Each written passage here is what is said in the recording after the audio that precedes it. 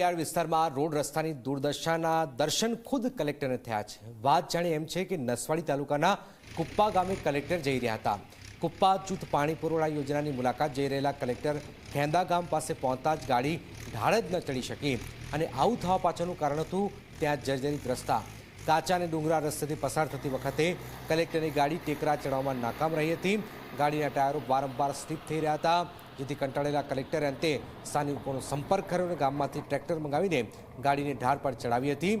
ત્યારે આ ઘટના એ વાત તો સ્પષ્ટ કરે છે કે આઝાદીના 75 વર્ષ બાદ પણ એવો વિસ્તાર છે કે જ્યાં સુધી હજુ રસ્તાઓ પહોંચ્યા નથી।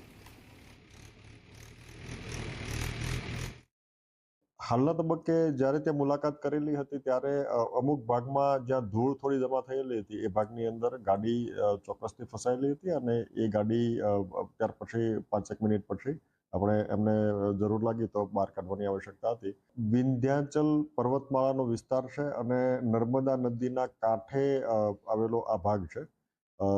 ઘણા બધા ભાગ સુધી ત્યાં રસ્તો બનેલો છે અને તાજેતરમાં જે રસ્તો બનેલો છે ત્યાંથી આગળ જવાનો રસ્તો તાજેતરમાં જ મંજૂર કરવામાં આવેલો છે અને રસ્તો આગામી સમયમાં શરૂ થશે। કોટક મહિન્દ્રા બેંક